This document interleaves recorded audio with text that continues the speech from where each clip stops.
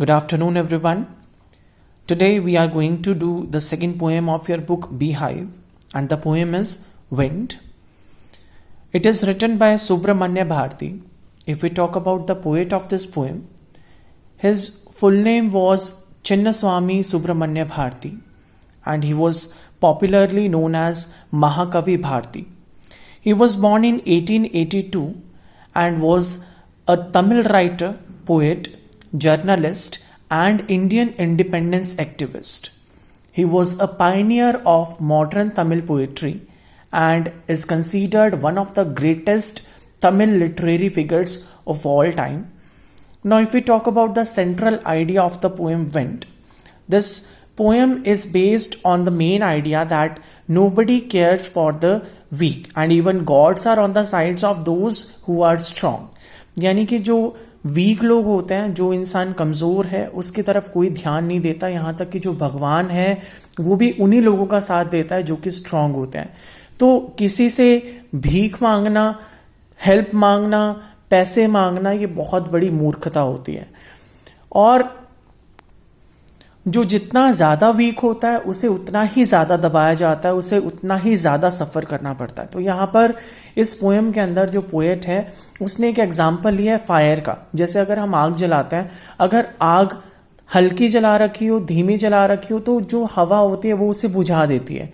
लेकिन अगर आग की लपटें बहुत ज़्यादा हो, आग बहुत ज़्यादा जल रही है, तो उस टाइम पर जब हवा उससे आकर टकराती है तो उसकी हेल्प करती है और ज़्यादा जलने में, ना कि उसे बुझाती है। तो पोएट इस पोएम के थ्रू हमें ये बताना चाहता है कि कमज़ोर बनने से कुछ नहीं मिलेगा। अगर हम कुछ चाहते हैं, अगर हम कुछ हासिल करना चाहते हैं, तो हमें अपने आप को स्ट्रांग बनाना होगा, क्योंकि ये जो दुनिया है ये स्ट्रांग लोगों की है, स्ट्रांग लोगों का साथ देती है, भगवान भी स्ट्रांग लोगों का साथ देता है। तो कमज़ोर बने रहने से हमें कुछ हासिल नहीं होगा, हमें अपने आप को मजबूत बनाना होगा। So now let's do the paraphrasing of the poem. Wind, come softly, don't break the shutters of the windows, don't scatter the papers, don't throw down the books on the shelf. So in the very beginning of the poem, the poet makes a request to the wind god. Starting में जो poet है हमारा, वो भगवान से यानी कि पवन देव से क्या कर रहा है, एक रिक्वेस्ट कर रहा है। और रिक्वेस्ट ये कर रहा है कि प्लीज़ आप बहुत सॉफ्टली चलिए, बहुत आराम से चलिए। विंड से वो कह रहा है कि प्लीज़ कम सॉफ्टली, आराम से चलिए। Don't break the shutters of the window. हमारी जो विंडोज़ हैं उनके जो शटर्स लगे हुए हैं, प्लीज़ आप उन्हें तोड़िए मत। अगर आप तेज चलेंगे तो हमारी विंडोज़ के जो शटर्स हैं वो टूट जाएंगे। तो वो रिक्वेस्ट करता है विंड से कि आप प्लीज़ स्लोली चलिए, सॉफ्टली चलिए, ताकि हमारी विंडोज़ के शटर्स ना टूटें। Don't scatter the paper. Scatter का मतलब फैलाना, कि प्लीज़ पेपर्स को मत फैलाइए। यानी कि जो बुक्स रखी हुई हैं शेल्फ के ऊपर, या फिर जो पेपर्स मैंने रखे हुए हैं मेरे रूम के अंदर, अगर विंड बहुत तेज़ आएगी तो वो सारे बुक्स और जो पेपर्स हैं वो स्कैटर हो जाएंगे, फैल जाएंगे, गिर जाएंगे। तो इसलिए वो रिक्वेस्ट करता है कि प्लीज़ आप आराम से चलिए, सॉफ्टली चलिए, ताकि मेरे पेपर्स जो रखे हैं वो स्कैटर ना हो जाएं। Don't throw down the books on the shelf. और शेल्फ पर जो बुक्स रखी हुई हैं उन्हें नीचे मत गिराइए। There, look what you did, you threw them all down, you tore the pages of the books, you brought rain again, you are very clever at poking fun at weaklings. लेकिन जो poet request करता है wind से, उसके request का wind के ऊपर कोई भी इफेक्ट नहीं होता। और जिस तरीके से विंड चल रही थी पहले स्ट्रांगली, बिल्कुल उसी तरीके से चलती है। और स्ट्रांग विंड की वजह से काफ़ी नुकसान हो जाता है, काफ़ी सामान जो है गिर जाता है। तो पोएट कहता है, there look what you did, you threw them all down, कि देखो तुमने क्या कर दिया। जैसा मैंने तुम्हें कहा था कि मेरे पेजेस को मत गिराना, मेरे पेपर्स को स्कैटर मत करना, विंडो की शटर्स को मत तोड़ना, बुक्स को शेल्फ से मत गिराना, लेकिन तुमने बिल्कुल वैसा ही किया। तुमने सारी चीज़ों को गिरा दिया, सब चीज़ों को तोड़ दिया। You tore the pages of the books. जो बुक्स वहां पर रखी हुई थी तुमने उसके पेजेस तक को फाड़ दिया।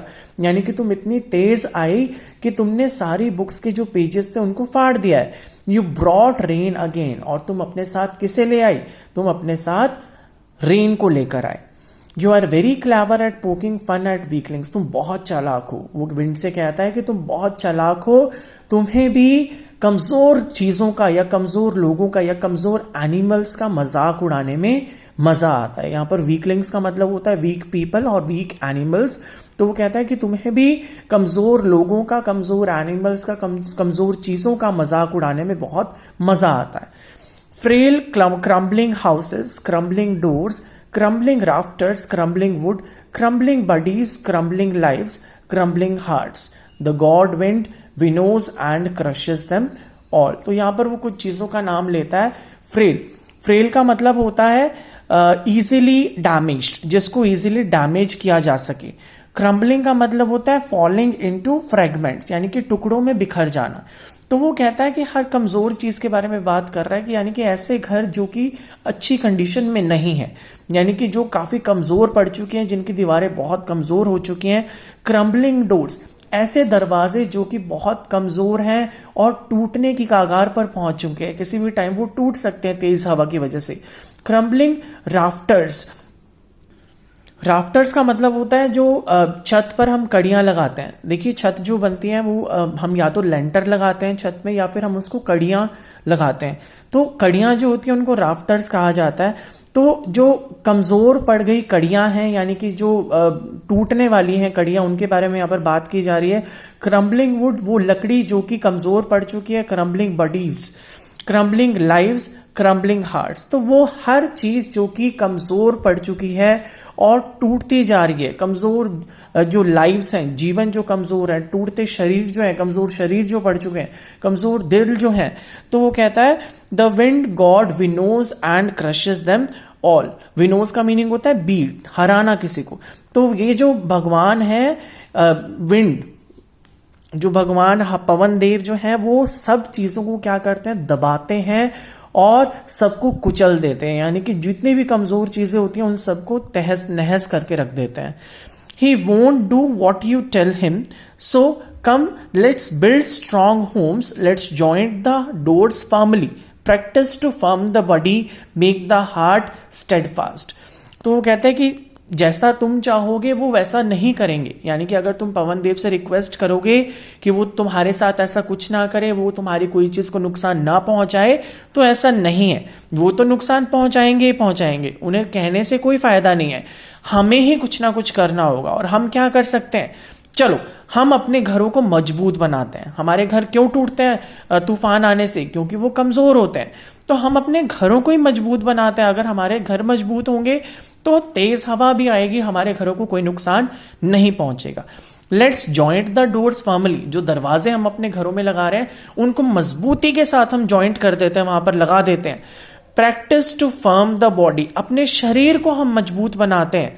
Make the heart steadfast, steadfast का मतलब होता है फर्म और रेजोल्यूट, यानी कि दृढ़ निश्चय बनाना, कि हम अपने हार्ट्स को, अपने दिलों को भी मजबूत बनाते हैं। Do this and the wind will be friends with us. The wind blows out weak fires. तो वो कहता है कि अगर तुम ऐसा करोगे, यानी कि अपने घर को, अपने दिल को, अपने दरवाजों को मजबूत रखोगे, तो ये हवा जो है वो हमारा कुछ नहीं बिगाड़ सकेगी, बल्कि कुछ बिगाड़ने के बजाय वो हमारी दोस्त बन जाएगी और हमारी सहायता करेगी, हमारी हेल्प करेगी। The wind blows out weak fires, he makes strong fires roar and flourish. यही मैंने आपको स्टार्टिंग में बताया था कि जो हवा है वो क्या करती है, अगर आग काफी कमजोर है, यानी कि बहुत हल्की लटें जल रही हैं, तो उस आग को बुझाने का काम करती है। लेकिन वही आग अगर बहुत तेज जल रही हो तो हवा भी उसी का साथ देती है, उसे बुझा नहीं पाती बल्कि उसका साथ देती है और ज्यादा तेज जलने में। His friendship is good and we praise him every day. अगर हम ऐसा करते हैं तो विंड हमारी दोस्त बन जाएगी। और ऐसे लोग जिन्होंने विंड से दोस्ती कर ली है, जिन्होंने विंड को अपना फ्रेंड बना लिया है, वो बताते हैं कि विंड के साथ अगर हम फ्रेंडशिप करते हैं तो बहुत अच्छी है, विंड हमें कोई नुकसान नहीं पहुंचाती, और हम विंड की हर रोज तारीफ करते हैं, यानी कि प्रेज करते हैं। So this was the poem. Go through the poem once, underline the difficult words, and if you do not understand any word or any phrase, you're most welcome. Anytime you can message me, you can ask me the meaning.